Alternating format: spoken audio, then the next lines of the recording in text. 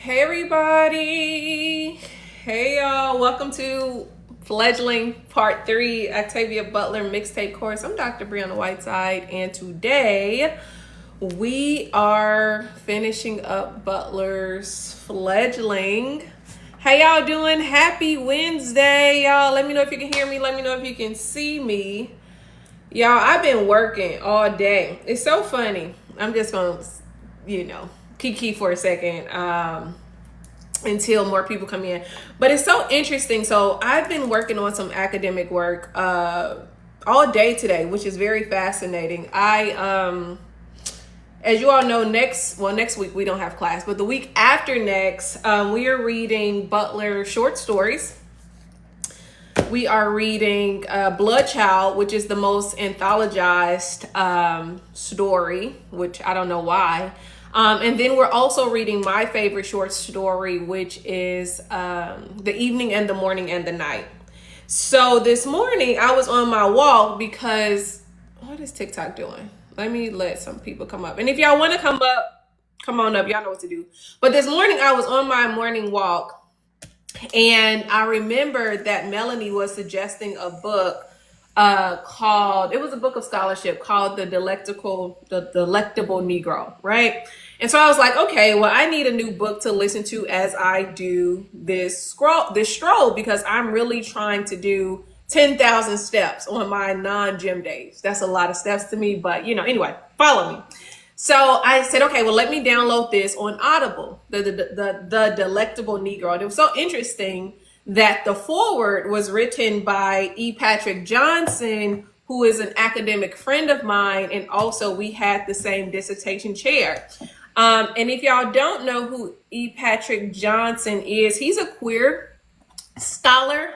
And so he wrote the foreword of The Delectable Negro, and I have a signed copy of one of his books here called Sweet Tea, Black Men of the South and Oral History. So it's a long book. But anyway, when I started listening to the academic book, because y'all know sometimes you got to get back in the atmosphere to get the creative juices flowing. But so I was listening to this academic book, and I am walking, and then I'm like, okay, I'm inspired again, right? I'm inspired again to return to some scholarship that I had not released. And since we were reading The Evening and the Morning and the Night, I returned to a journal article that was under review at the Journal of Medical Humanities in Chicago. Anyway, it never got published. So I was revising it because I saw a CFP, which is a call for papers there, for submissions on healing in literature. So I've been reworking this. Let me see how many pages it is. I know it's like 10,000 words. I've been reworking this 37-page document all day. All day. And I forgot how exhausting academic work is. Like, Jesus Christ. Anyway, that's why I'm just now getting up here, because I've been working this article on The Evening and the Morning and the Night, which I'm going to release on the private side of the Substack, only because it's going to a journal article, and academics do not like publishing stuff that's already out in the world. So I will be dropping that. Don't read it until you finish reading the short story, okay? Y'all know how it go. All right, so I think that's enough yapping. Let me get to reading some scholarship on Butler really quickly, since we are done. This is the last book we're reading. Y'all made it through. Give yourselves a round of applause. Y'all have literally made it. Tina, what you say? I'm just laughing. Oh, y'all made it through. I'm shocked I made it through. Okay. I can't believe it. Yeah, we be having yash turned up in the park. People be at work telling the kids don't mess with them. We've been out here. What'd you say, Yash? I can't believe it. And we've read all of her books, but we've read so many of her books, I can't even begin to explain what they're about to people. Like, people be like, what's this book about? And I'm like, vampires. Like, right. I just got to give them one word: vampires, aliens, because it's not just that. It's so much. Well, yeah, it's like, well, what would you do if the world ended and these ugly aliens came and swooped you and did all this? Like, it's bananas. Thank Yeah. you for, and thank you everybody Oh, for participating. yeah. Welcome to the book club. Thank y'all for reading along in the book club this long. We've been tracking. We've been tracking a long time. But we're at the end. We're coming to the end. Okay, so let me get to this real quick, and then we're gonna hop into Butler's Fledgling Part 3. All right, y'all. This is, of course, coming from Gary Canavan's Octavia Butler that was published, I think, in 2016. He says, when I've taught fledgling to my students, I've been struck by their widespread sense, despite enjoying the novel, that the ending is abrupt or that the book seems unfinished. The ending is also deeply unexpected. What begins as a vampire fantasy novel ends weirdly in an Ena courtroom, hashing out the peculiarities, okay, of Ena legal traditions and the complex nature of Ena citizenship. Butler herself was very aware of and extremely frustrated by the book's flaws. She wrote in her journal that the book isn't very good. I'm gonna pause here. I'm grateful that she didn't rescind Fledgling like she did Survivor because she felt that it wasn't good. But here we are. She says in her journals that the book isn't very good, and it's not a book that and not the book it could have been if she were well and unmedicated. So y'all know when she's writing Fledgling, she is ill. She actually dies the next year. So she's ill, she's frustrated, and she's highly medicated, and so she doesn't feel that she can write past or write through her current condition. Canavan goes on to say, she even compares herself to Shori. Forced to re-educate myself, relearn my art, my craft, the thing I love and need most. When the proofs come back, she is despondent. She says, I wish I had never sent it out. Nevertheless, Butler's papers reveal multiple plans for possible sequels for the book that would have been fleshed out, expanded, or even significantly complicated the existing narrative of Fledgling. The idea filled her with the characteristic mix of excitement and dread. I don't want to spend the last years of my life writing Shori stories, Butler writes in a journal in December 2005, but a Shori story is what I have now. I'm going to read one more paragraph. He says, he says, other versions of Fledgling's plot end much less happily. Alongside the story of Shori's wanderings in search of a new home, Butler was developing an alternative version wherein Shori is kidnapped by two surviving members of the Silk Brood and subjected to brutal torture. I'm glad she didn't do that. The template for this version of Shori's future narrative is on the first page of the manuscript titled Shadow Rise or Shadow Memory, describing a brutal abduction involving drugging, starving, torture, and abuse. The genre writers have now once again short-circuited. Shori has somehow unhappily slipped from her blend of science fiction and vampire horror to something more like a slasher movie or torture porn.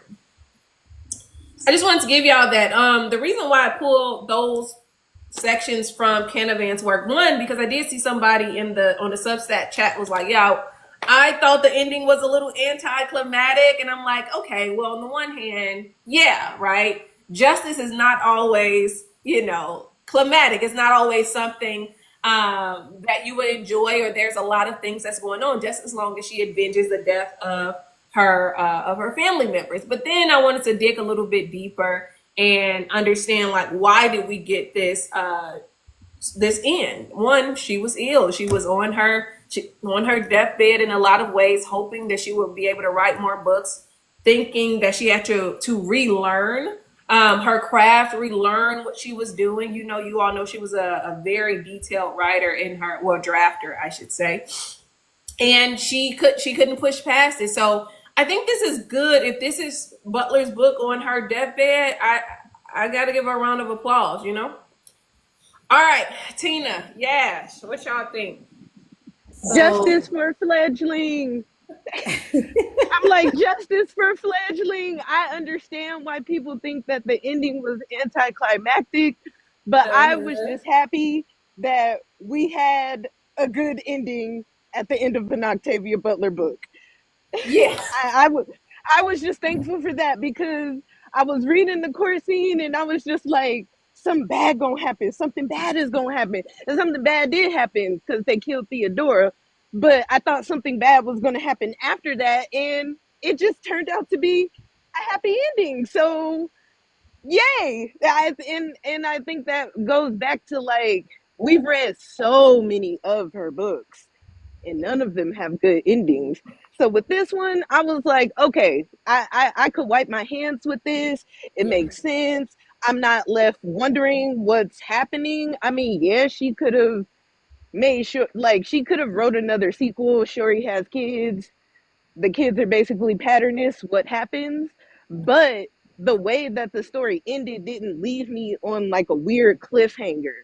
So I can actually appreciate this book Yeah. as opposed versus some of the other ones that we've read. Yeah, and you all know that Butler only set out to write series, right? So if she had been able to write the second book, her only standalone book would have been Kindred, which served as an interruption to the Patternist series. And so I can see both sides, right? I am grateful that we do have justice for the family and Shuri optimistic and looking to the future. We can see how things may come together. I can see that, and I'm grateful for that. But I'm also thinking about justice. Like, how many times do Black people, Black families get justice? Not a lot. And so, for that reason, I am also grateful to see that they got justice. Did y'all get a chance to read the courtroom scenes of any of the books I had hyperlinked on a Substack? If not, it's totally fine. I just did it for your own reading. Uh, So, so I got two things. So there's a something that dropped called Positive Obsession. Do you know her? Susiana M. Morris just released a book about Octavia Butler's life. no, but I do know that's the title of one of the essays we're going to read by Butler. Yeah, so it's the life and times of Octavia Butler. So that just came out. It was in the New York Times or something. I was just wondering had you did that. All right, so this thing.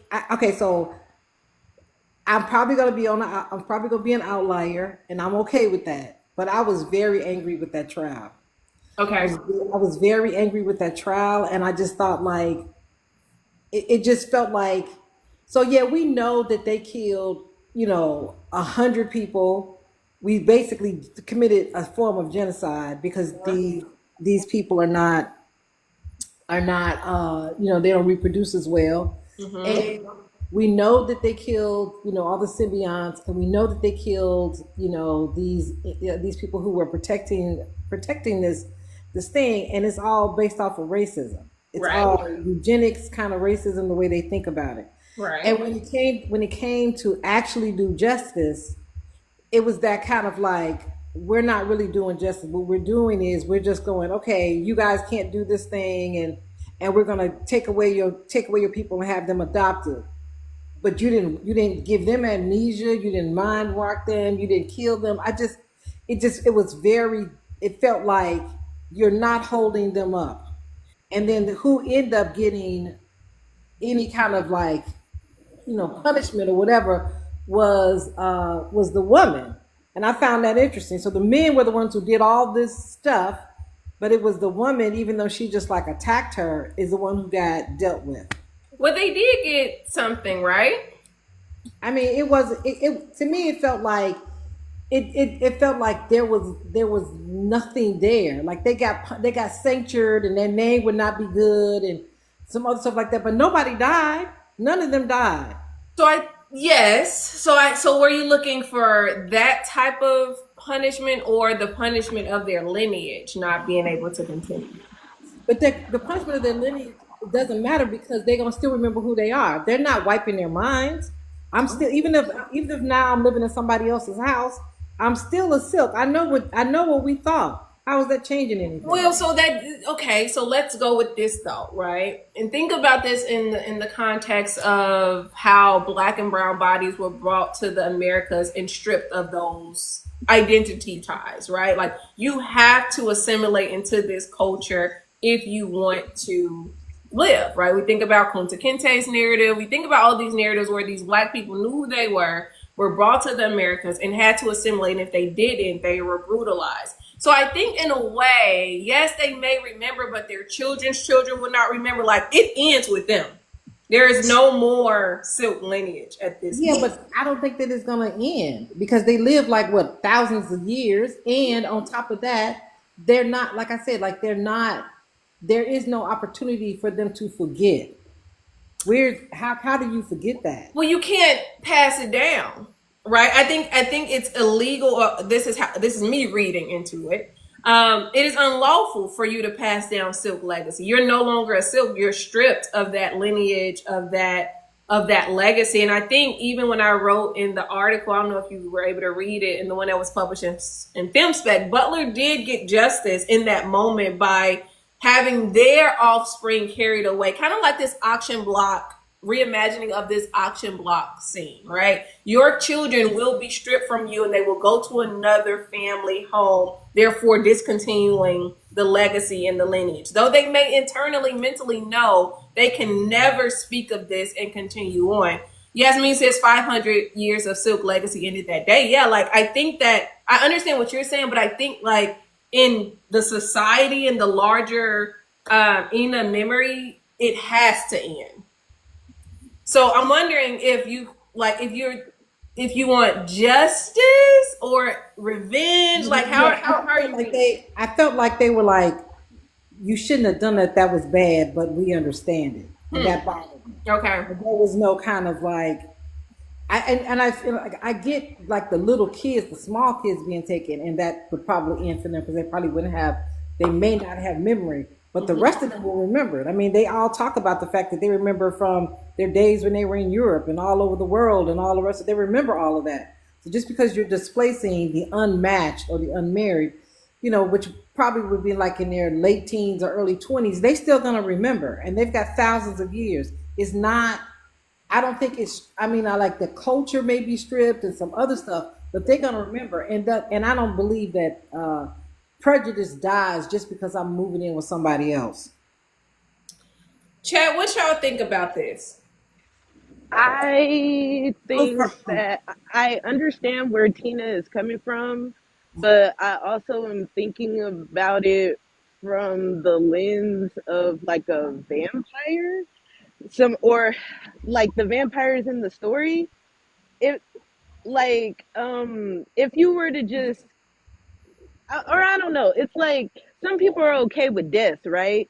But the vampires live for so long that being stripped of your lineage is like a slow, torturous punishment, especially knowing that like your bloodline is not going to continue. So with the Silks, I look at the like stripping of lineage as like they're they're kind of exiling them and making them fade into obscurity, which is way worse than a quick death.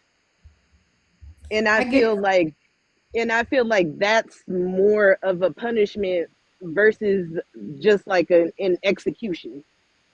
I It's not so agree. much for me. It's not so much the body in terms of them dying. Like somebody said in the chat, like it's their beliefs. They're racist. And so I'm like, how do you stop that?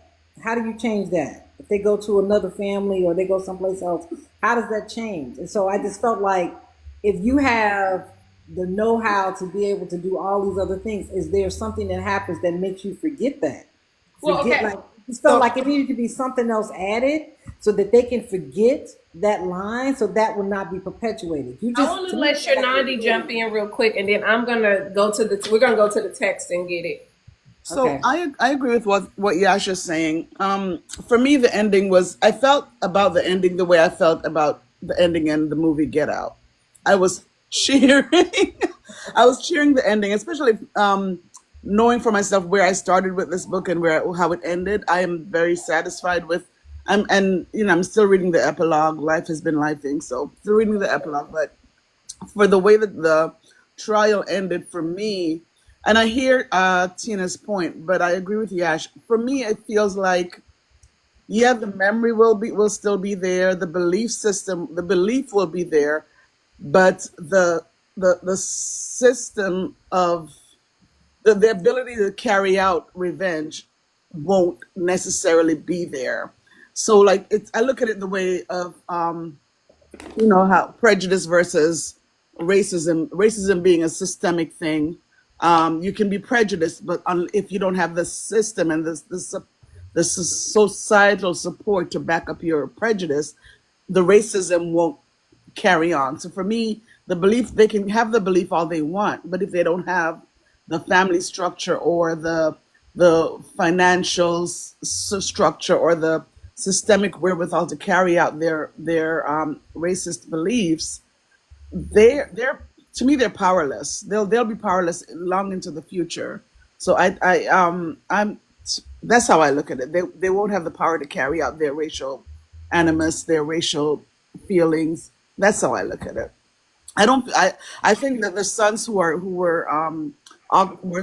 taken from them.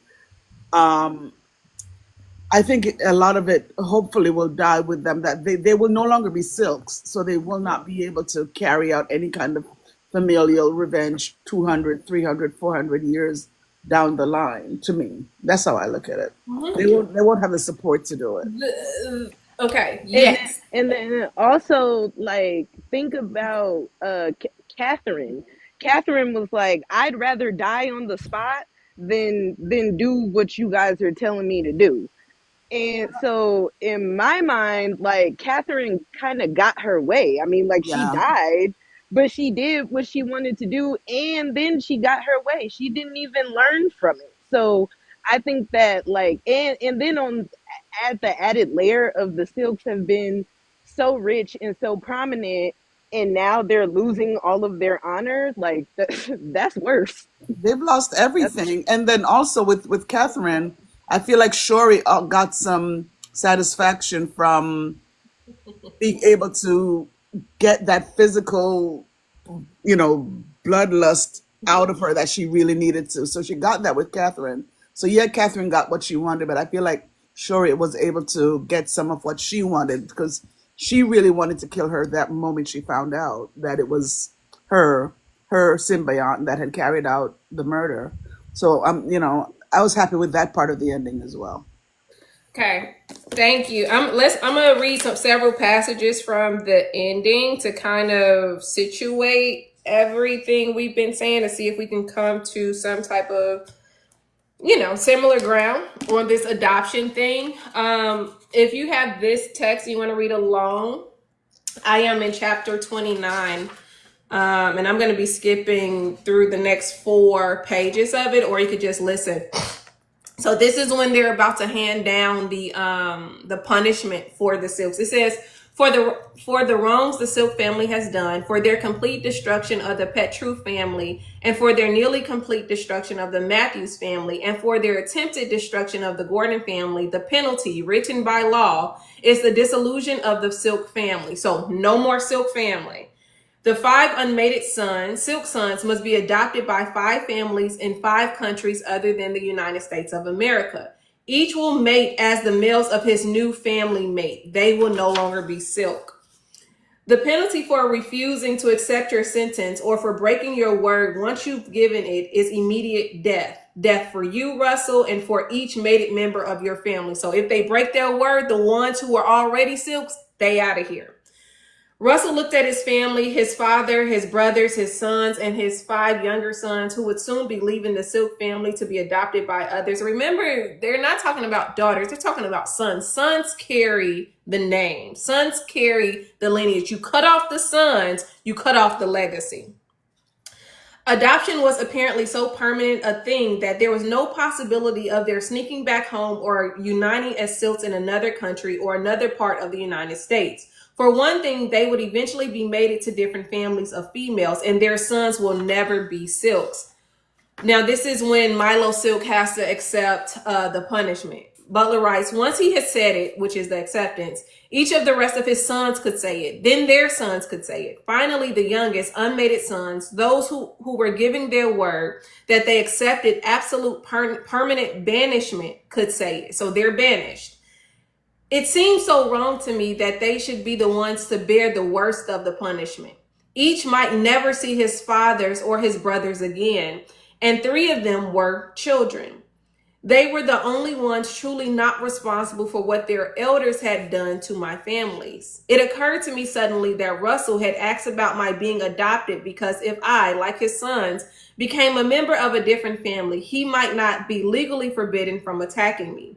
If I were not Shori Matthews, but Shori Braithwaite, for instance, I might be fair game. The Braithwaites might be fair game. I had no intention of being adopted, but I did intend to ask Preston if my suspicions were true.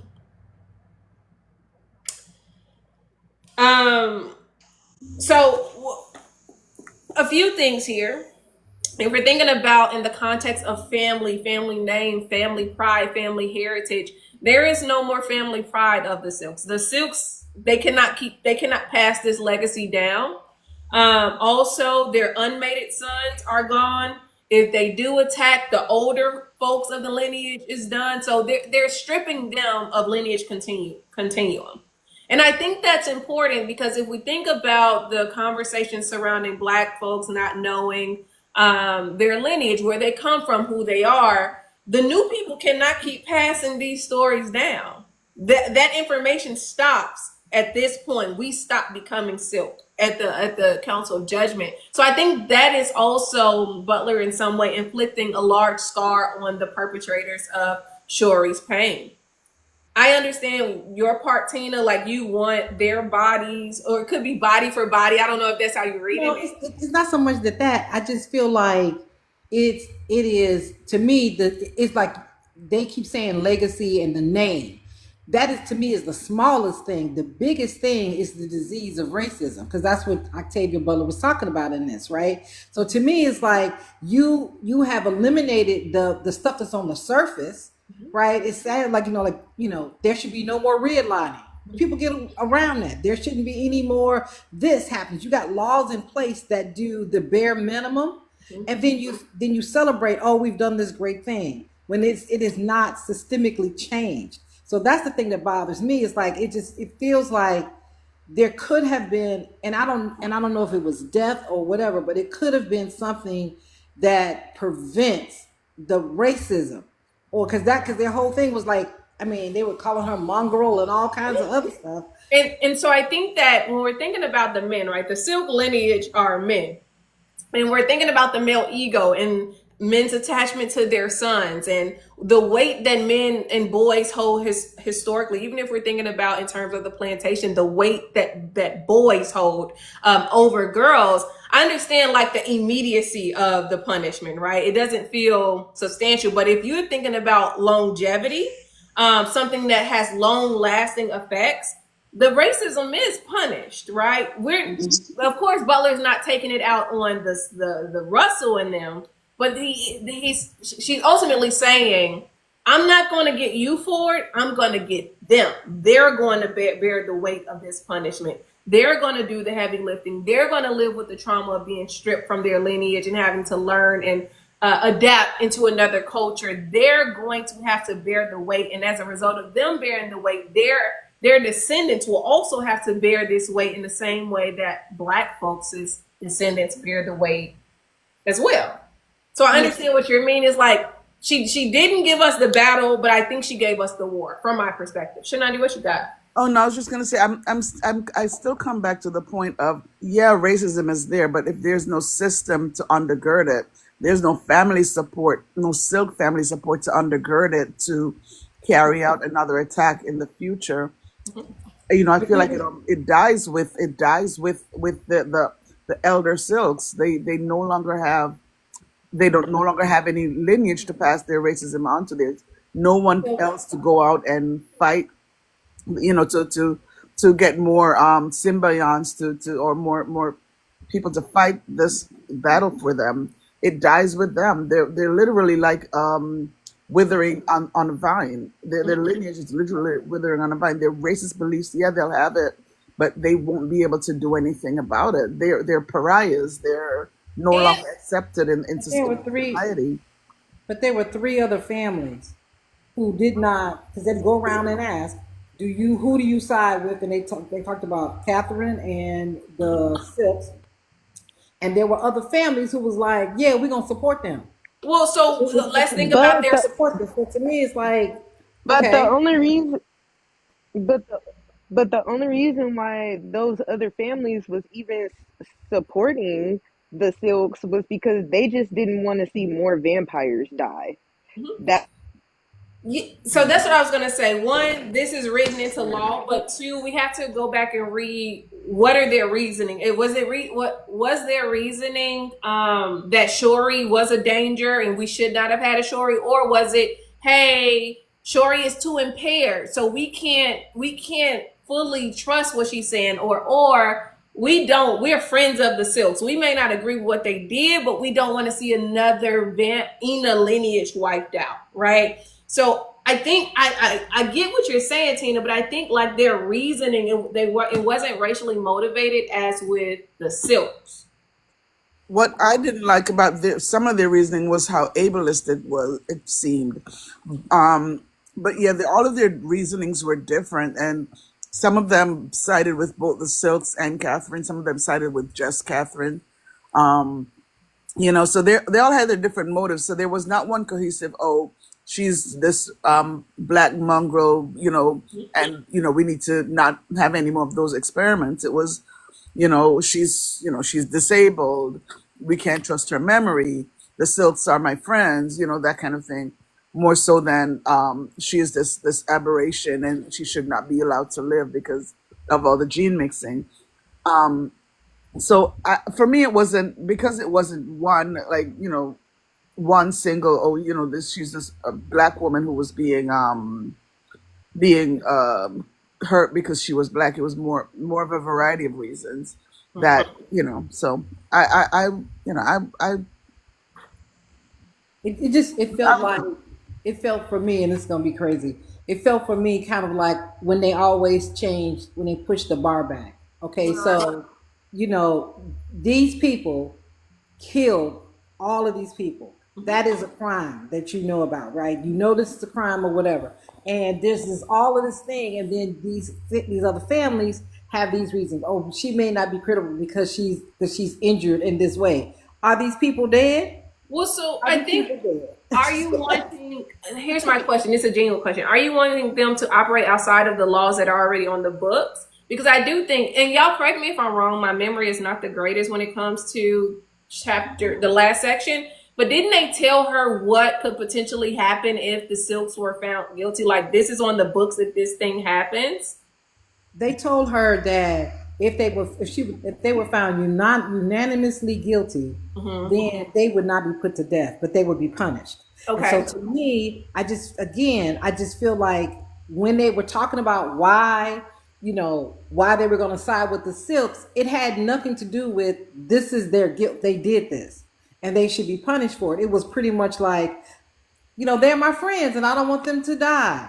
Or, it's oh, she was injured, but we can't really trust that even though everybody is there. And it could have been the other thing that bothered me was, okay, this is a court, this is a quorum, this all this other kind of stuff. You could have then said, well, let's make this systematic, or let's put a law in that says you can't go after people who these the new versions of what we are for Ina or whatever. It just didn't feel like for me. It was not enough of a closure. I know that hurt them to a certain extent, and I was happy that it's more positive, but it just felt kind of like lacking. And then I don't know, and I'm not necessarily saying it had to be like they had to be dead, but there was no like we can never allow this to happen again, or like we need to change like how we're moving forward. It wasn't that. It was like, well, this is, you know, I don't know. I think I'm more interested in justice for her family. So, do you think that, and in this conversation, we're talking about punishment, crime, and punishment, but I'm very interested in the justice aspect, right? These people, this black girl was able to bring charges against this whole lineage of white male vampires who had an advantage over her. And so I'm very interested in the justice aspect in that regard, knowing that generally this does not happen, especially if you're in a room in a jury of, if you're brown and your jury is white, 9 times out of 10, that does not happen. You're not getting the justice for your family. So I think can we look at that as a silver lining that Shori was able to bring charges against them. They were punished, even if they're not necessarily punished satisfactorily or to what we feel the extent of the law should have been. Is there a silver lining in the fact that she was able to avenge the death and bring charges against the Silks? I had that thought too, about here's this black woman against all this powerful, this black disabled woman against a powerful family, who they have the money, they have the memory, they have the history, they have the lineage.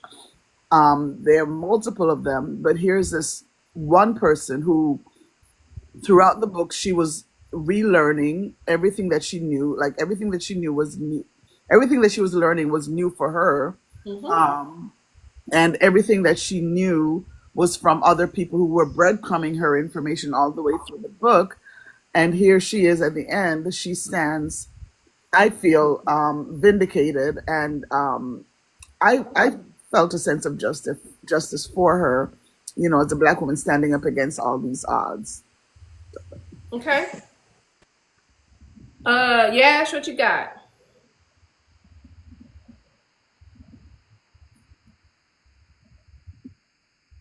Okay. I was just gonna say the same thing. Like going into it, I thought like, oh my gosh, Sherry's gonna lose the case. These white people are not gonna be on her side. They're gonna try to play her because she has amnesia. They're gonna try to use that against her, and they did. But in the end, nothing else mattered. And I think that that's what I can respect about the vampires. In the end, the people's emotions, their lineage. I mean, we've seen some of the families be like, well, the Silks are my friends, but the majority was the Silks are lying, Catherine is lying, Shori's telling the truth, the end. Yeah, and I think the reason why I'm just pushing back against Tina a little bit is just because I'm thinking about this in terms of healing justice, right? It's not healing and justice, but healing justice. Like, how can we punish them but bring healing to the entire community, which is not necessarily what the westernized justice system wants to do or tries to do at all, which we do see that the ENA begin to critique about our westernized justice system in the text. But I'm looking at this quote, the source I quoted in the article I dropped on Tuesday, and he's talking about the links between justice and healing. And he says a holistic vision of justice draws on the wisdom of the elders and traditional teachings and distinguishes their justice from state justice, from that justice which was anything but healing for their communities.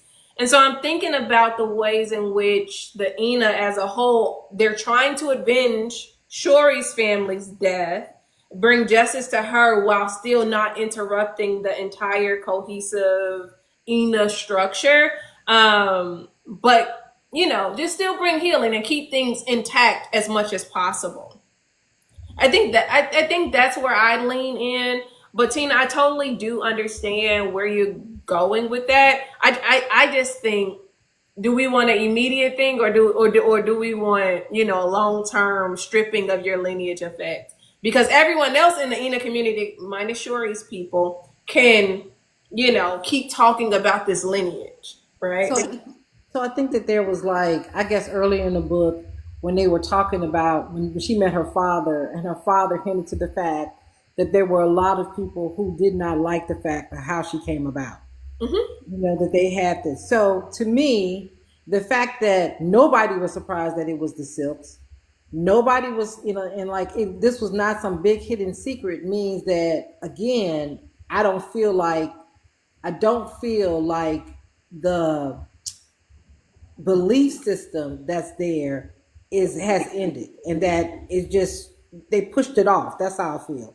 As opposed to, and it's not so much that, I mean, definitely could eliminate those people, but there is no, I don't know, it just felt empty to me around, you're not addressing like the root cause of why are you feeling like this, why is this happening, and how is this gonna get stopped?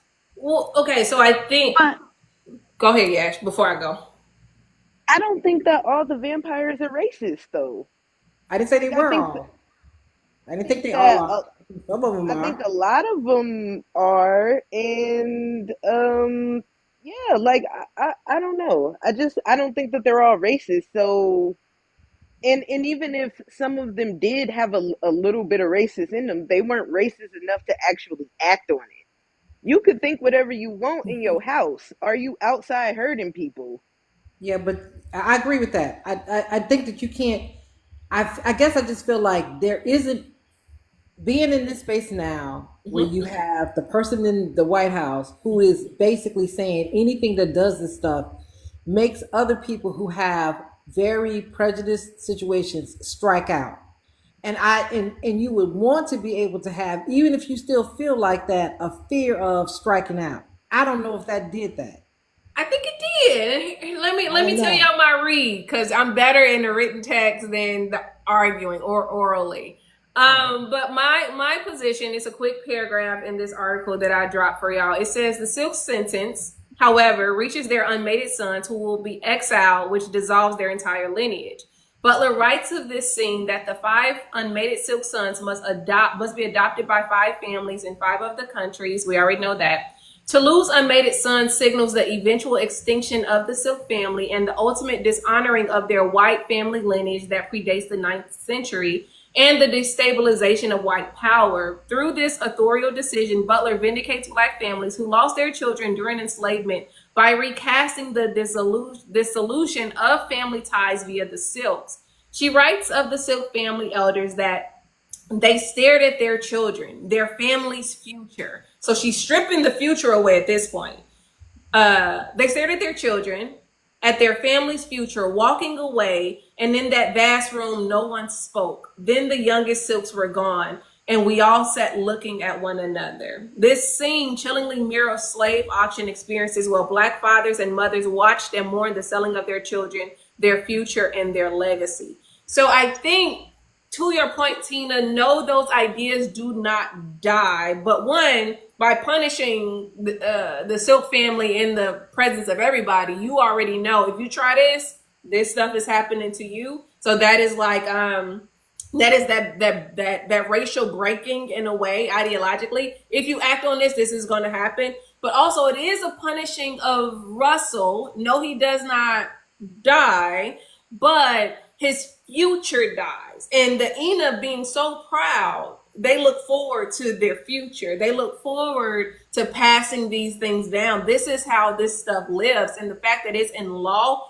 everyone would know. This becomes part of the Ina lore. Everyone would know what happened to the Silks. Everyone would know not to F around and find out, right? As a result, if you want your future, then you may not want to do this. So while it doesn't stop the thoughts, I think it does in a way temper the action. I do think that we don't know. We didn't get a part two. Right. You know. So one of the other things that I want to bring up is that when they killed the Matthews and Mm-hmm. they killed the father line, they won't. So nobody else has the science to make another Shuri. So because They she don't need the doesn't. science. You only need the body. Okay, but she doesn't like they were experimenting. They were doing gene something or whatever else. Early on they were talking about that, right? So there's some science or some gene splitting or whatever they were doing in order to create a Shuri. Mm-hmm. And so and they had she has other siblings who didn't come out as dark and all of this other kind of stuff. So they were doing some sort of genetic scenario. The Silks made sure there would not be another Shore because they eliminated the line, because it wasn't like they said, oh, it's the Matthews and there are, four other women groups or whatever that are doing the same thing across the world or whatever else. They were it. No, But so remember, yes, they were it, but when she talks to the Gordons, they tell her that your family made changes to your DNA that you can pass down your genetic code to them. So had they taken Shuri completely out, yes, no more brown skin black girl vampire. But you remember the Gordons in the conversation. I think this was probably part two or early part three. They tell her you can pass this down once you mate. Shanandi, you have Yeah, and also remember that the experiments that were done with Shuri's DNA, it wasn't just a you know a one the work of the these were they had scientists, human scientists, who were helping them. So there's nothing to say that that they cannot continue developing even more shuris and more communities with other human scientists who've been working with DNA and doing genetic testing and genetic work down the line. So there's nothing that says they. I mean, they just go bite somebody and they do what they can have them do what they want. So they have the capacity. I mean, it was done with Shuri. It was successful with Shuri. So there's nothing that says that they cannot get more human mothers, human scientist women who can continue the experiments and continue the lineage and continue to develop the technology for more Shuris so that Shuri isn't the only one, even though she can pass it down, yes. But there might be a way for it to be stronger because remember, she could not be out in the sun all day. I mean, all day. So there's possibility for advancement that someone else could come along who can be in the sun even longer, who yeah. won't get blisters, who won't get burns. So there's Also, the hope and the possibility still there. Also, Shuri was the most successful Hmm. experiment. Yeah. Shuri had a brother that was also an experiment. He just Hmm. wasn't as successful as Shuri was. So there can be other in the other vampire communities doing exactly what the Matthews were doing. They just haven't been successful yet. It's a setback. It wasn't the hope wasn't eliminated. The hope was a setback, but there's still I think there is still possibility for advancement. So I So think they what we're seeing here is the Silks. They destroy Shori's history in a way, and what Butler does to avenge Shori is destroy their future, right? Um, and Shori can go on. The Silks cannot go on, but Shori can go on. Like they could probably find ways around it, but I'm just playing devil's advocate here. And I do want us to move on from this because we've been debating this for 50 minutes. I want to talk about racialized composure and the cost of containment. I want to go to the Substack because I did see some people drop it in the chat on the Substack, and I also saw some people drop it here. And so this is the third question on the Substack. It says in Fledgling, when Theodora is murdered, I hope I don't get shut down for saying that. Shuri is advised to suppress her instinctual response and maintain control in order to be perceived as rational and non-threatening before the Ina Council. Consider the implications of this moment in relation to the historical policing of Black emotional expression. How does Butler use Shori's forced self-restraint to comment on the way racialized individuals, particularly Black women, are expected to perform composure even in the face of personal tragedy? I thought I about hated that it. throughout the book, throughout that part, like how as Black people and as Black women, we're expected to stay calm and I think about the angry Black woman stereotype that got developed because you know you know I am a Black woman from the islands. I speak fast. I speak with passion. That's just how I speak naturally. But in certain circumstances and in certain at work sometimes it's almost like I have to, okay, let me slow down, let me speak clearly, let me articulate my words, because I can be perceived as being angry, upset, assertive, aggressive, all those words. So I did see where her commenting, her work as commenting on that with Shori, being, almost tone policed kind of. You have to be calm. You have to, not show your emotions too much when, I mean, I'm not sure why emotions are seen as a bad thing, especially in Black women, but we have historically been told or been been silenced in a lot of areas where and there are times when anger is justified, and we should be allowed to be angry, and we should voice our anger. And then the other thing I was thinking about too was just how we are, you know, asked, not asked, but expected to forgive wrongs when they happen a lot of times. And it breaks my heart, sometimes when I see where you know black children have been hurt and unalived, and the expectation is forgiveness from their families, in the media. And so I thought about that a lot too, as I was reading. Yeah, it was the version of the talk, right? Whenever I read and reread that place, I'm like, yeah, that's the talk my mother gives my brothers when the police stop you. One, and every black person knows about the talk, but if y'all don't, I know we have a mixed crowd here. The talk is basically when your parents have a conversation with their children and say, if the police ever stop you, then this is how you respond. Think about if y'all ever seen Get Out, or no, Shanadi mentioned it, but that scene where they get out the car, they're stopped by the police officer, and the white girl just going off on the police officer, like kind of, and the black man like, chill, like you're about to get us in trouble. And she's like, no, F that, forget that, like flying off the handle. She can say certain things because she has because of her skin tone. She's white. And in this moment, you see these white people having this conversation with Shuri and telling her to police her emotions. And you have to sing Ina. You have to adhere to the respectability politics. But at the same time, if you're not responding like an Ina should, you're not seen, you're kind of dehumanized or de-Ina-nized, since Ina are human. And so, yeah, go ahead, Yash. Oh, I was just gonna say, I feel like they was just gaming her up, because they were what, 300 years old, 500 years old. Shuri is only 50, so yes, it was the talk. It was exactly that, because they also knew what she was stacked up against. Mm-hmm. Like, and it could be hard to understand that.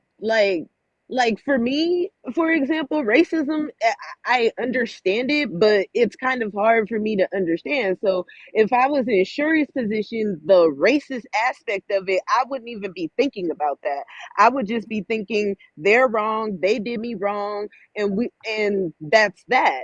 But it's actually good that they gave her the talk, because they tried to throw her off her game. Even them killing Theodora was them trying to throw her off her game to make her seem crazy in the trial. Sure. So, like, yes, I get it, but at the same time, like, I feel like she needed it. It's Like, it was definitely a good that they gave protective it to her. thing. It's definitely a protective thing in families. It's not, most times it's not to quell your loved one's personality, or who they are, or it's a protective measure, in within families, but within the larger society, we it's required, to protect our loved ones, because of the tone policing, because of the expectation that black people are quote unquote angry, and black people are aggressive, and so it is protective within families, but it is because of what we face outside of, when we go out the door. Yeah, and even when we're thinking about the caricature types or caricatures that we want to think about, we think about these 19th century images that rose right at the rise of Jim Crow, right after enslavement, or enslavement was over. And so we get these caricatures of the black woman. You get the mammy, which is like the Tyler Perry-esque woman, the Aunt Jemima image, right? This happy-go-lucky, asexual, overweight black woman.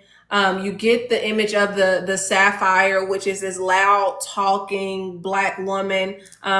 You could think of Aunt Esther I think it's Aunt Esther from Sanford Son, or any black woman who like and got a little attitude, neck popping.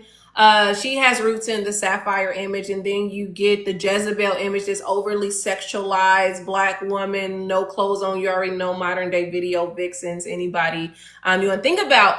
But what's very fascinating is that when you start to get, of course, you got the tragic mulatto. That's the black woman who is biracial, who doesn't fit with, she's too light to fit with black society, but too dark to fit in with white society. So she's tragic because she doesn't fit anywhere. But then you start to get these two images that one Shernandi mentioned, the angry black woman, the strong black woman. The strong black woman was created to push against the 19th century mammy stereotypes of black women and all of the sapphire, the Jezebel, and the mammy. So black people kind of constructed this strong black woman character type in the late 50s, early 60s to kind of push against those other images that were circulating in society. And so what a lot of scholars believe is that you can't attack a woman for being strong. So this woman was, high up in society in black culture at that time, until people started to realize, hey, this disease called strength is why your grandmothers and your great grandmothers are dying prematurely. This is why, because they're carrying this strong black, they're carrying the weight of the entire community, And so then people started to push back against this, but then rose the angry black woman, right? Not necessarily angry because she just got an attitude, but angry because she has reason to be angry. She's responding to something. And therefore, if she responds in anger, if she shows a full range of emotion, she is ultimately disqualified, or she is seen as aggressive. And ultimately, the aggressive black woman has no space in society, even if she's not aggressive, if she's just assertive. You have no space here. So you have to kind of acquiesce or fold under the Victorian ideas of respectability politics and white womanhood or genteelness of the 19th century, though you don't have the same protections that white women have historically had to rest in this feminine ideal, or this construction of femininity historically. So what we see happening in this scene is this flop, or them trying to course correct her, justifiably so, right? We want her to get the justice, but they're having to course correct her. They're saying, you cannot be angry. You have to be strong, because they're saying, bring your ancestors in the room with you. Y'all remember when they tell her that? Make sure, when you're speaking with them in mind. You have to carry the weight of this ancestral lineage, because it's only you, metaphorically and physically, it's only you. So if you don't carry this weight, strong black woman, that your families will not be avenged. And so we see this delicate dance happening in the narrative. And I can't say which one is right or wrong. They're both necessary at times. What I was very interested in is the fact that she's not able to express emotion. Her range of emotion, she's not able to. It's always under scrutiny. But I thought that it was a little bit ironic that the Silks were expressing all of their emotions, Yeah. but in the end they lost. Well, yeah, they lost. so on one hand, like I understand what you're saying, and it's sick that they did what they did to Theodora, because they were trying to break her. But in the end, she won. It worked.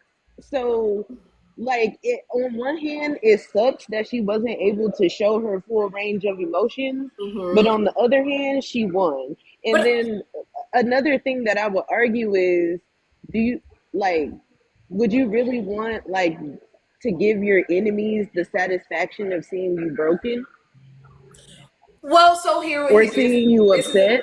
This is another conversation about strength here. Like, this I think that, yes, she won, but I'm always curious about, to what extent did she lose, though? She won in the bigger picture, but what are the smaller losses that she had to endure in order to win this thing? Like, I just don't want us to take away from the trauma and the impact she felt. Tina, you got something? You came off mute. Yeah, I was gonna say, it's interesting because what they said in the trial, or what Catherine basically accused or said, was that the Ina are so attached to their symbionts that losing them is so emotional. It is like it is 3 days prostrate on the ground, like all of this kind of stuff. And so when even though they were telling her like keep yourself under control, that was explicitly against the way Ina act. So the fact that you've lost everybody, that you've lost all of that, for them, for Catherine and the Silks, the way that she was speaking was so foreign to them, because they're like, if if this You had what? happened or whatever else, you shouldn't even be able to stand up here and talk to us, right? You, Yeah. you should you should be able to do that. And then by them killing Theodore, their thought was this wasn't going to affect her, So because they thought it was going to affect her. I think that they thought it wasn't, that she was going to react the same way she was acting about her families being killed. So like when she at the beginning of it, they did not want her to be emotional. Like when I'm sorry, they wanted her, like if she was true, she would be emotional about Yeah. the fact that all of her mothers and fathers and all the symbionts were gone, and Right. she was not. And Right. so then with Theodora, I think that they thought, okay, she's gonna act the same way because she's not Ina, she's human. No, I think the read, and y'all can correct me if I'm wrong. I think the read was when she started stumbling, one of the vampires were like, "Hey, this is what they want you to do. You over here hugging yourself." Like they wanted to destabilize her, because if she's destabilized and she doesn't have this composure anymore, you can't trust this testimony. Like think about in courts of law, we don't want the emotion. We Right. we want the facts. Right. I think that, but they used the fact that she had lack of emotion. They weaponized it. They used it as a point of saying, "This is how we know you're not Ina." So at one point, like they wanted to unnerve her to the point Sure. that she couldn't give herself, that she couldn't give a cogent self defense, that she couldn't really challenge them in a way. They wanted her off the game, off her game. But they used the fact that she was stoic and said, the fact that you're stoic is another example of why you're not Ina. Sure. So she was, Go ahead, to me, Shanani. she was damned if she did. For her detractors, Yeah. she was damned if she did, damned if she didn't. If she showed Yep. vulnerability, it would be, see, you're too weak. You're not strong enough. You're overly emotional. And if she was, and with her being not showing emotion, you're not Ina enough. So she really was in a lose-lose situation for her detractors. Her And enemies. Either way, they would have whatever she did would have been weaponized against her. So, but I feel and like and her family that loved her, I felt like they were right in the support that they gave her, the Gordons, I should say, in the support that they gave her to say, you know what, like we know this is hard. This what they want is for you to be curled up in a ball. What they want is to see you suffer. Just like with today, it's like what they want is to see us bent and broken. And it, goes back to, I think about my Aunt Angelou's poem, "Still I Rise." They want to see you, curled up with, they're looking at Thank you like, you. why are you laughing like you got Yes, please. diamonds, oil wells digging in your backyards? Why are you joyful? Why are you showing this emotion? You shouldn't be this way because we have humbled you. Yeah. And then they use that again. They'll use whatever emotion she showed or whatever emotion she didn't show. They would have used it against her. They would have weaponized it against her either way. I was gonna say the same thing. If she showed her emotion, whether she won or lost, like it will also, I feel like it will also be used against her in the future. Let's say she showed her emotion and then she won. In the future, like would those stories be passed on? Like would other families want to mate with her?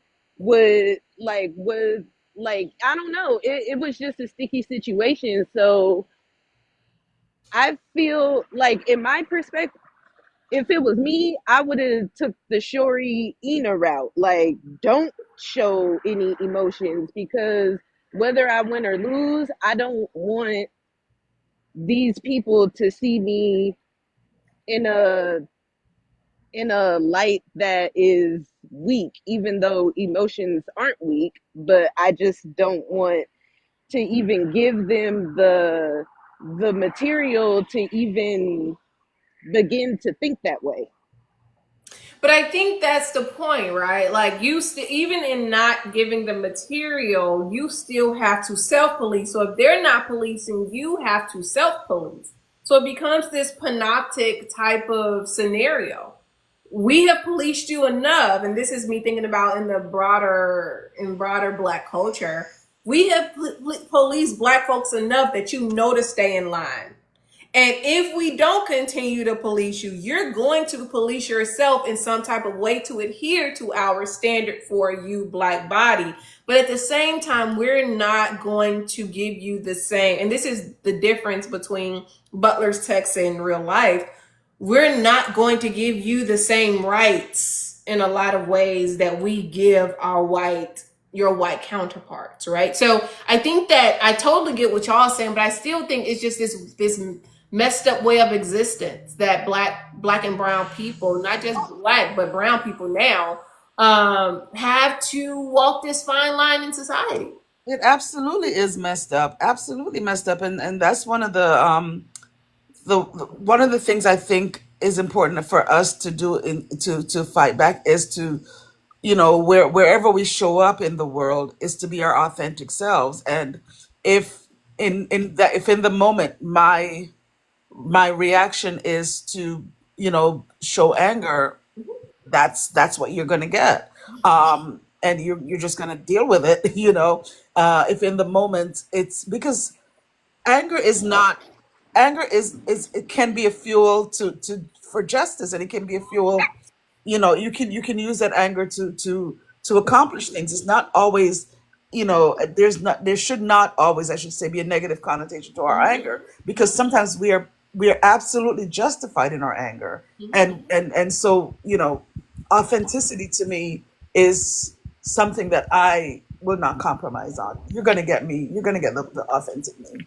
It And I just would and I would also add on, you have to know when to hold them and when to fold them. And the way that I was reading Shuri, she was playing the game. I'm gonna keep it cool in this courtroom, and then I'm gonna go kill Catherine. Period. Because you got to remember, Shuri, what no matter what was gonna happen, Shuri made up her mind that she was gonna kill Catherine. Period.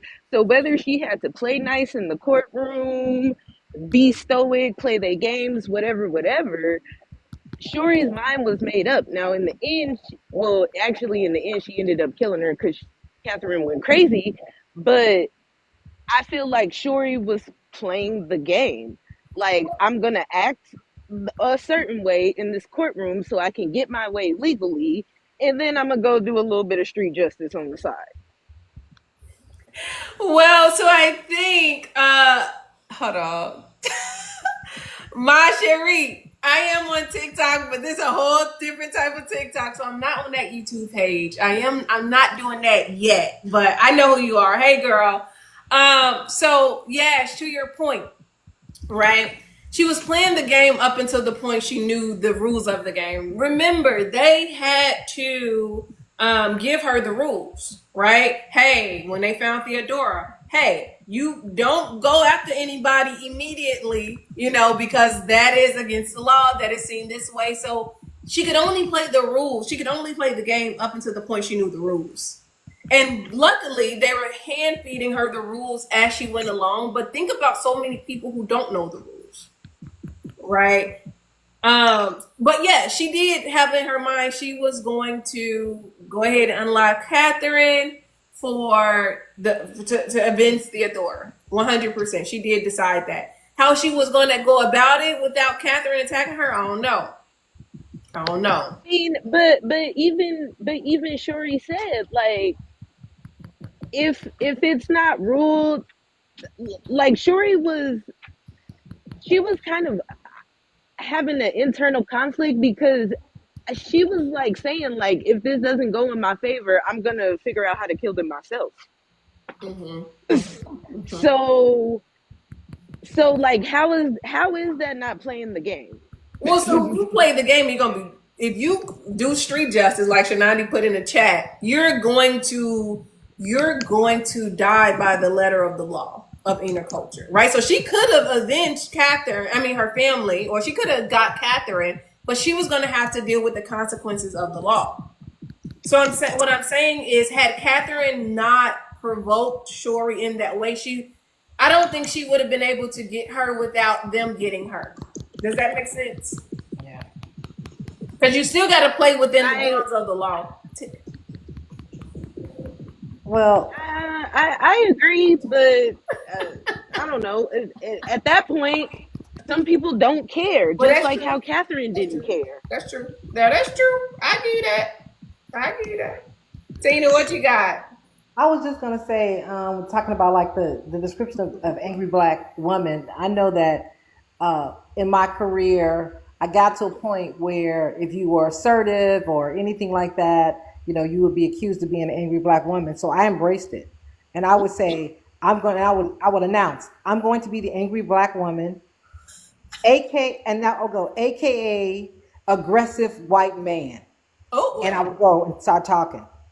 oh So, because there's always a white male who would be loud or aggressive or whatever else. So I would go, so right now, I would announce it. So right now, I'm going to be accused of being an angry black woman, but I'm really being like Bob. no. Yeah. Or I'm really being like whatever. I can tell you that what ended up happening was it put everybody on edge. And they didn't know how to come back at that because there was no way for you to circumvent that because, Bob just threw a chair across the room and you said nothing.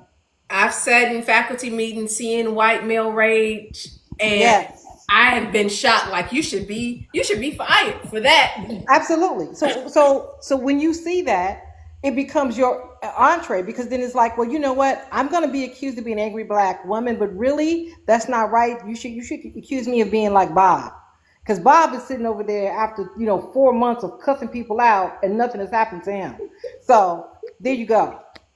That just let you know that it works. It works. It does because then now they put themselves in a corner. Yeah. Taichi, you got some? Hey, welcome up. Oh, she got a pause. Oh, there you go. Hello, I'm here. Sorry, y'all. I missed last week. We missed you. Well, we had Melanie, so y'all tag. Okay, we do tag team. Shout out to Melanie. Did we hit a question, or are we just still expressing thoughts? Because I did like I went line by line, and I just saw this. So we hit one question, but you can go ahead and share your thoughts. Okay. So if we're talking about things that were frustrating to my core, I'm listening to Tina speak and going up in the medical field as high as I have. It is what infuriated me is them killing my good sis, her sim, and knowing that she couldn't react, but saying that because she didn't react, she's less than, she's not of us. And that really infuriated me because it's like they intentionally back you into a corner just so that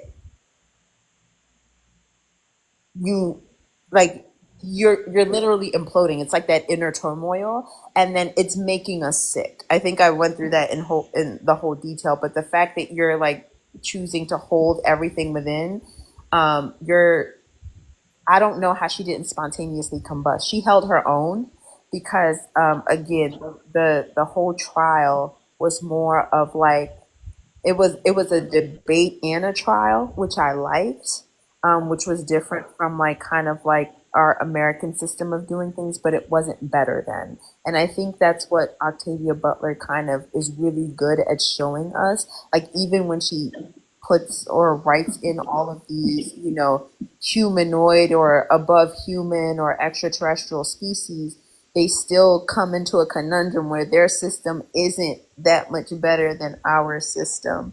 And then there was still like, people choosing Milo because, it's a historic family and y'all saw that everybody on their side was lying. but still, it's just like, yeah. But she's impaired.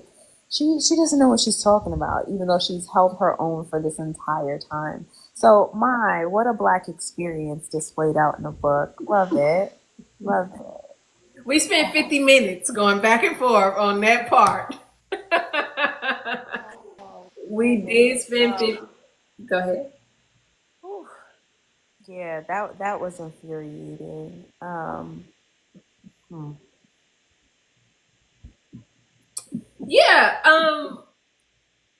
yeah, yeah, I totally get it. I think, everyone expressed their thoughts up here about that. And before you came up, we were conversing about policing your emotions, like how Shuri had to, not show a full range of emotions, be politically correct, not express hurt or pain in the same ways in which the Ina would if they lost one of their symbionts.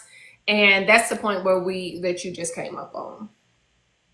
And I wonder what it feels to be Milo or to be white. And I think what I wrote is that to be so, because he's ancient, right?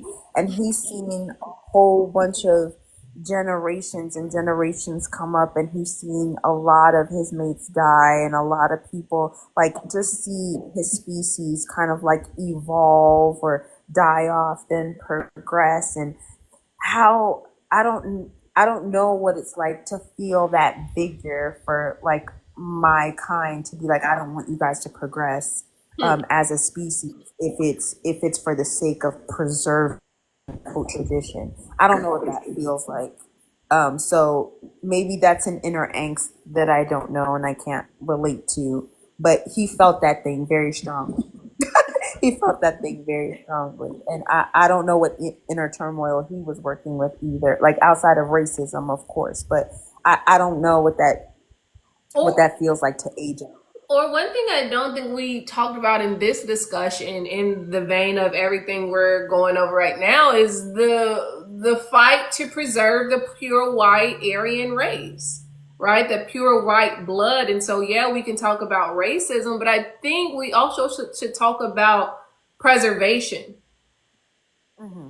I think that that's another discussion that we can have, because yes, he's racist. We all know that, but they are definitely afraid. Him, even Catherine, she's making these sly remarks about, you want your children to mate with this person. Milo is concerned about the white blood being tainted. And I think Butler is kind of showing us the lengths to which people will go, white folks more specifically, will go to preserve their whiteness. And I also think about this in terms of the latest election.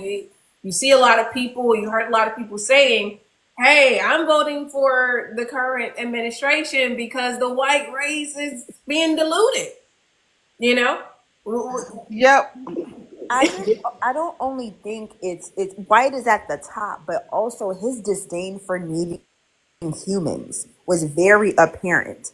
Like he respectfully treats them right because he has to and he depends on them. But it was the fact that not only was she black, but she was mixed with human. That sent him through the roof. And so I it's was just like, yeah, I don't preservation. I don't know if we switched the characters' colors and made Milo black and her white, but mixed with human, would we still get the same results when we're talking about the need to preserve? But then, yeah, I think we would, because now we're talking about species preservation at this point. It's a little bit more complicated, and then we're talking about racial preservation. So I think both of them, White and Ina, have been pristine and white and right as a result of that, up until this moment. So I think it's a both and conversation as opposed to an either or. Shanada, you were going to say something. Just going to comment on just the thought about the preservation of and related, as you were talking about, what's happening today. And you look at them at the as empire, to me, is in its death rattle phase. Them looking to birth rates are, white birth rates are dropping. So let's have the legal marriage age lowered to 14. Change abortion laws so that we can have more Mm-hmm. Christian like babies. So as empire crumbles, people will do whatever they need to do to preserve it or to try to preserve it. So um, so with I think with the Silks, they saw this new black vampire as their empire starting to crumble. Mm-hmm. So This they is, were going to do whatever they needed to do to preserve it. and we also we could think about whiteness as a legacy. Ina, remember they were saying we are Ina, but what was also implied in that is we are white. We are What I Ina, was so gonna we're superior, but we're also white. Yes, what you got? What I was gonna say is that, like, I wish that the Ina disdain for humans Hmm. was a little bit more fleshed out, Okay. because we can argue that they didn't like Shuri because she was black, yes, but I think, like, what we keep saying is that ultimately it was because she was black and half human. Hmm. And so I wish that, like, we could have seen more. This gonna sound sick, but I wish we could have seen more of the Ina, like, abusing the humans, or like learn more about the history. Like, this is how we used to treat the humans, but this is how we treat them now, because we realize that we actually need them, and it's better to have happy symbiotes than to just feed on people. Like, I wish that the history of the Ina, with their attitude and their relationships toward the humans, were more expound upon, because I felt like the conflict was, it was about Shuri being black, but it was also about her not being full Ina. Hmm. Yeah, so I think the only way we would have gotten that is from the Silks, right? Because I think even in some of the discussions, and y'all can correct me if I'm wrong, but they're saying that only Milo and them, right? Milo and them felt that way. Everybody else, I think, were accepting and loving towards their Silks. We even see, like, when Brooke is talking about how Yosef wanted her to choose him and all these things. I think all the other Ina realized the symbiotic relationship and how valuable humans are. I think the Silks or Milo or Russell more specifically were the only ones who felt that. Am So, I but am I lying? That's my reading of it too. yeah, Okay, Tina, what's that? I forgot the father of the guy that Joel. I forgot what his name the is. Black Father. Yeah. Martin Okay. Harrison. So Martin was saying basically he didn't come out and say it, but he basically said that some of the Ina treated them, like partners, and gave and they could go and do other things and all the rest of it. And some of them treated them like servants. Okay. So I do think that there was I don't think that I think that they tolerated, they were in the situation. Again, they're addicted to the venom that's in the system, and they don't have, there is no consent. And it, like, even when the doctor was being questioned, he was fascinated by what the gene thing could do and all the rest of it. He was like ready to go into it, but he knew he had to stick to the script of what he needed to ask. And so I think that there was like like, if you're not killing your symbiont, then you're probably okay. And then Milo or Russell was ever talked about his disdain that he had to depend on them. Like, it was necessary for him to have to depend on them to live, and that he resented it. So That there was was a Milo, lot of the truth. eldest, So the it eldest was like Silk. it was the resentment of them being human, and then doubly resentment of you human and you're black. I'm. And I feel like in part two, and maybe I'm remembering it wrong, but when they were explaining Ina history and saying, like, how Ina were sick and weak and all of that, blah blah blah, I felt like those were the points when the Ina were not trying to integrate themselves into human society. Once they figured out, oh, we need to integrate ourselves with the humans, that's when they were able to make moves. But when it was them on their own, just trying to be vampires on their own, they almost died. So it's kind of like what I was saying last week. Like they hate us, but they need us at the same time. I want to. Does someone have something to say? I want to read a few things from the archive to kind of ground us in what we're talking about. I just wanted to say I don't think Shuri did enough for me, and that's OB's fault. I feel like there should have been a lot more carnage and wreckage. I don't know. I felt unsatisfied in the conclusion of the book. But yes, please go. So I love you, girl. Thank no, you. cut it out. So we talked about this in the beginning. Tachi, I don't know if he was on or not. I know you One, were reading that she wanted to like retract it because she was like sick at that point, and yeah. she was just like trying to finish and trying to finish. But also, I don't know. I feel like if I'm sick and tired and angry because I'm sick, I would have did just a little bit more, just a little bit No, more. she ain't gonna go out like that. Okay, but I hear y'all because this was supposed to be a sequel, a part two. She had hoped. So there are alternate endings. If y'all want to know about all the alternate endings, grab Gary Canavan's book. But I did want to read us. We only have a few more minutes. I wanted to read a few things from the notes, the written notes I have regarding the human vampire hierarchy. She says, Fledgling is a story of vampires attempting to be superior to humans. The vampires feel superior to humans because in several ways they are. Among the Ina, the women are superior because of custom based on venom. Males and females are of a similar size, with males running too tall and lean, women too somewhat shorter and more muscular and stocky. So in Butler's mind, they are superior. Okay. And not only that, but women are superior. So we also have to think about this because we didn't think about gender here.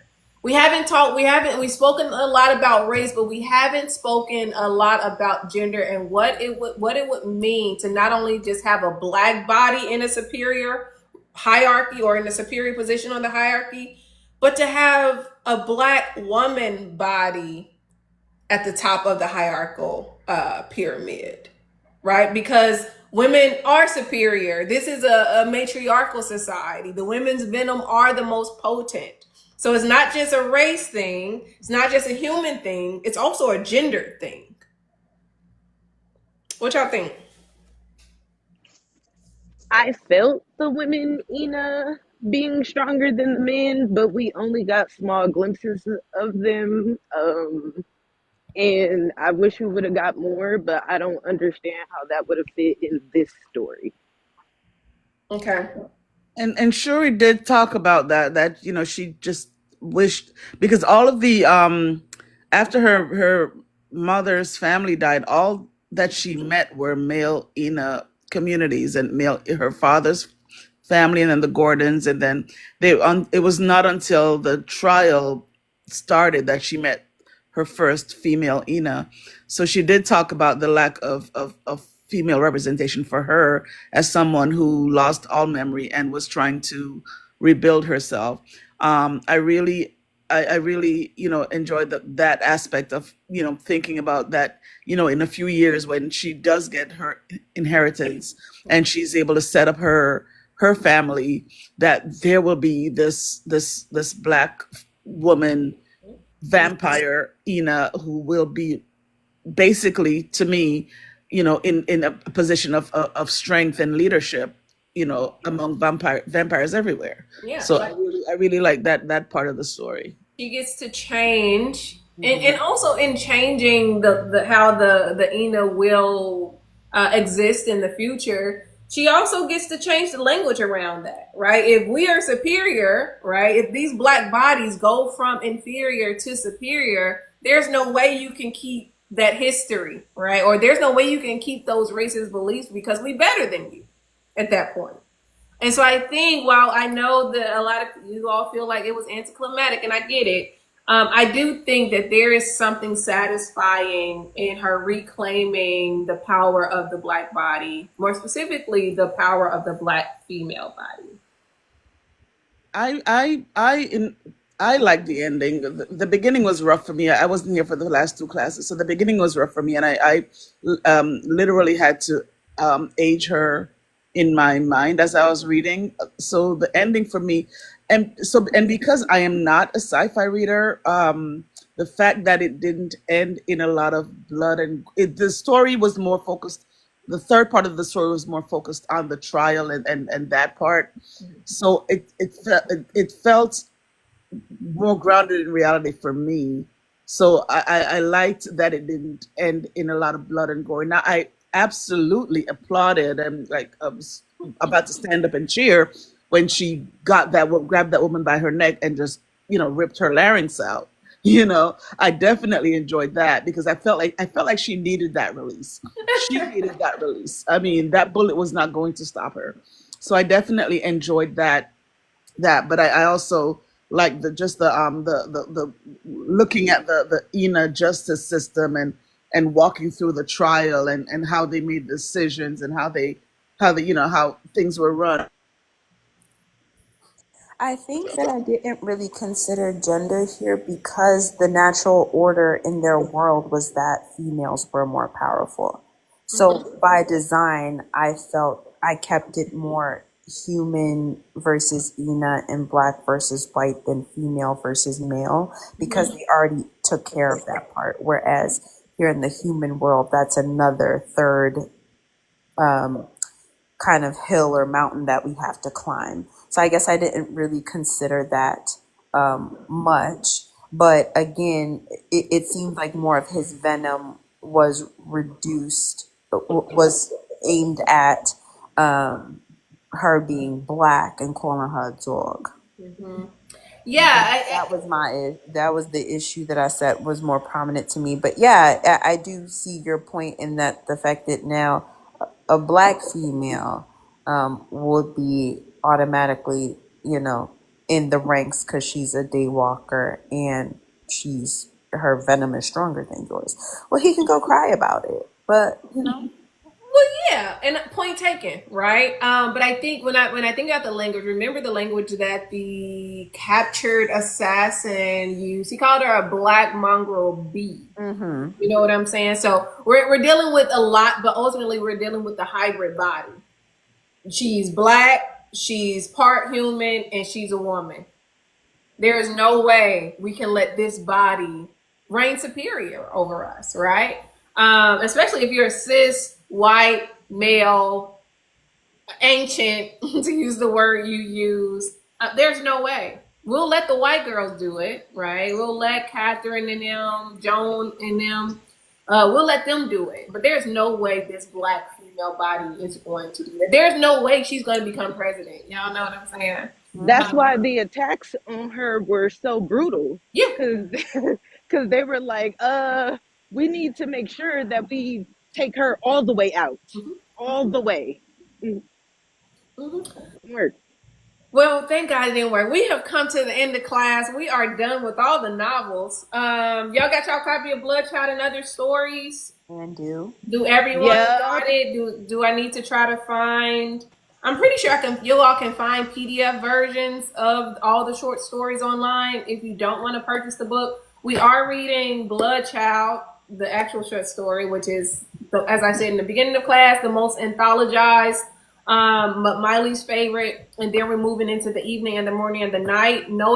Keep in mind that, short stories are short, but the evening and the morning and the night is almost 40 pages long, right? So it's a long short story, and Bloodchild, she's dealing with a lot. So we're only tackling 2 short stories. We're not meeting next week, but we are tackling 2 short stories. And the reason why I'm trying to limit the amount of short stories is so we won't have to be like, okay, we spending 10 minutes on this one, 10 minutes on that one, because as y'all can see,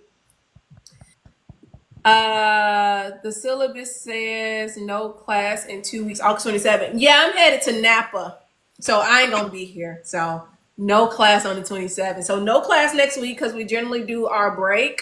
And then we're coming back the next week and reading Bloodchild in the evening. And then I'm out of town. And then we come back for the rest and the rest and the rest and the rest. You know what I'm saying? Okay. Anybody got questions? What Coming we to gonna do when we done with Blood Child? I'ma miss Okay, y'all. so we get to the end of this. Y'all, I'm tired. I ain't gonna hold you. But I do enjoy the session. So I am taking suggestions on what y'all would like to do. Um, is it you y'all want to spend your time in the mind of one more writer or a collection of writers? I could do either or. I just love y'all. Me too. Aichi got N.K. Jemisin. Or I ain't gonna be able to do it for life now. have y'all I heard of essay Cosby or Crosby? yeah, I've heard of them. I've heard of them. I haven't read their work, but I've heard of them. For me, I'll probably be dropping in and out of different, just depending on what you all do, because I'm behind on some other reading that I need to catch up on. Totally fine. Totally fine. So I'm just trying to see what y'all what are we thinking? We got NK Jemisin is kind of similar in Butler, right? Fantasy, sci-fi, speculative fiction. We can go through her Broken Earth trilogy. We can read more African American literary texts that are canonical or that adhere to realism. We can go in the vein of short stories. I want to read Broken Earth too. Okay, so Tenerife do Mindy Okafor. I've read some of her works. I like some. I did buy the first Broken Earth book though, just in case. Just in case that was where we was going. I have the entire I trilogy. have the first two books. I will So do y'all one solid. I think I have her most of her catalog actually. And I do like her collection of what is it? It's Black to the Future. No, that's not her. She has a collection of short stories that I really do enjoy from N.K. Jemisin. Black Future Month. yeah, so do you like so this N.K. Jemisin, like there's all this scholarly work around Octavia Butler. Is that the same with some of these other authors? Because one of the things I like about this class, this time we spend or whatever else, is the fact that there's this archive and it's all this background information because it really does help with what we're reading, not just book club. I find it interesting. Yeah. Unless I mean, I ain't gonna lie, people are not dedicating their lives to people's archives. So the main archives that we have is Morrison, Walker, and I forget the other black woman, novelist. But Butler's is the biggest one, and I know her work the best. I've read other people's books, but I haven't studied their works. And because I am locked out of the academy, like I do not have the access that I once had to the libraries in the universities. I can't get the background information. So I don't know of anyone who has done extensive work on other authors like I've done on Butler, just because they just don't have the time to do it. So the Substack was generally turn into more of a classroom hub, not me telling you what I'm coming up with or what I've thought and all the things. We will be learning at the same time together. Yes, that's what I love. So I'm just saying, like, Oh, I'm saying, okay. I'm hoping that Okay. you have some more of that Okay. from the author. I mean, I can tell y'all where they pulling from. Yeah, I can keep up with the scholarly posts. You won't have like archival work. That's just the difference. You won't see the images and stuff. I'm gonna think about this next. I'll have an answer for y'all by the time we come back on what we're gonna decide to do, which way we're gonna go, and yeah, we'll go from there. I had another crazy thought. Okay. I know that we already talked about this, but I would argue that the next time you teach this, you teach Kindred first and Fledgling second. Like let just do Fledgling before you go into all of the series. And I say that because Fledgling has everything that Octavia Butler was trying to do in all the other stories. And I she executed it. I appreciate you, but I'm not doing this again. Okay.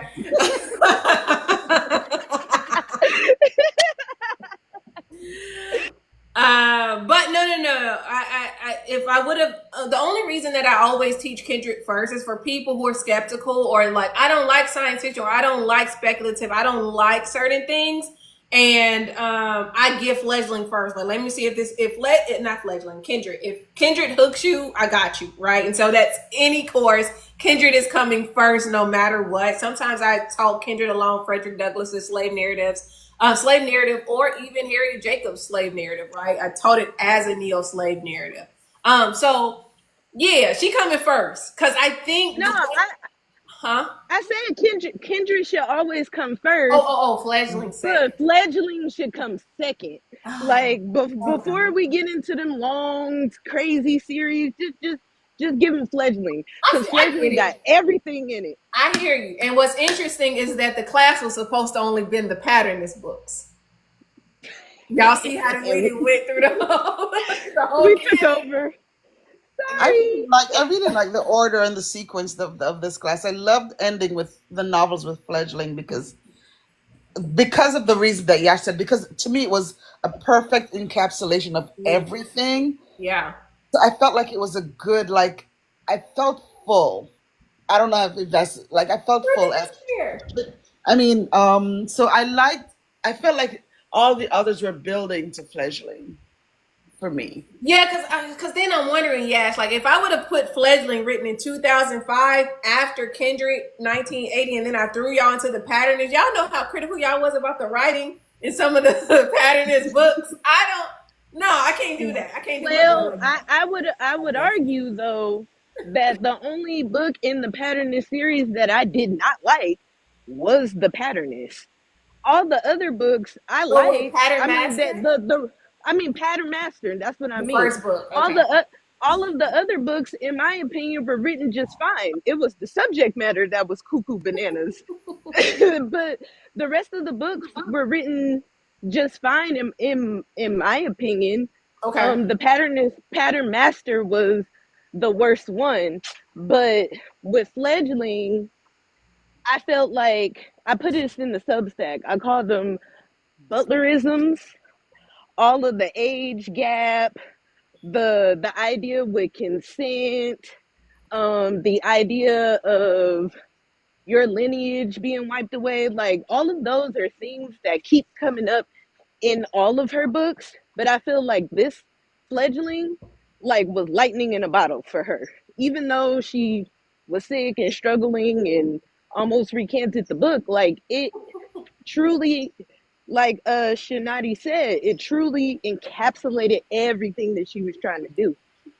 Okay. So, and because of that, I think it would be hard for students to go from Fledgling to, say, a Survivor or a Clay's Arc, or because to me, yeah, this was even my still number one favorite is still Parable of the Talents, but I'm glad I read Parable of the Talents before I read this one.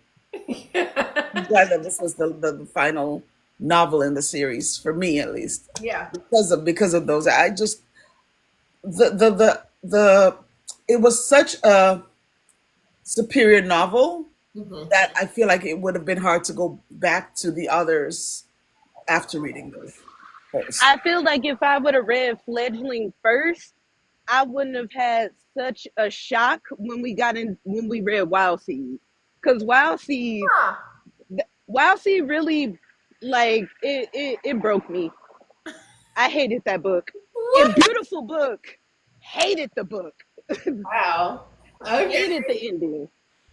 I mean, yeah, okay. All right. Well, y'all, I'm gonna think long and hard, and I will have an answer. I want to go the easiest route, and I want to think about people having to buy books and things like that. So I'm gonna think about how we're going to end this year with each other, and I'll have the answer for y'all next time I see you. So the week after next. Keep in mind, only Bloodchild and the evening and the morning and the night. Again, I'm going to drop an unpublished article on the paid side of this only because it's going to a journal and they're not going to publish it if it's floating around. Feel free, if you're on that side, to give commentary, ask me that thing, like ask me certain things before I submit it. So you can be participants in it, and I'll give y'all credit in the end notes or in the works cited if I decide to use some of your suggestions. But yeah, so I will see y'all the week after next. Be careful, be safe, and of course, I'm gonna try to upload this by tomorrow on YouTube. Okay. Thanks for a great discussion, y'all. Bobby said she got 5 free memberships. Y'all, does anyone need a membership? I also have 5 free memberships. Taichi got 5 free memberships, y'all. Drop it in the chat here, or drop your email on the Substack. Drop your email in the chat on the Substack. I think that's probably the best way to do it, as opposed to having it float around on YouTube. So Valerie got some too if y'all need it. So drop your information on the chat and the Substack, and I'm pretty sure they will get it to you, to whoever needs it. All right, y'all. Good night. Bye. Thank you all. All right, bye.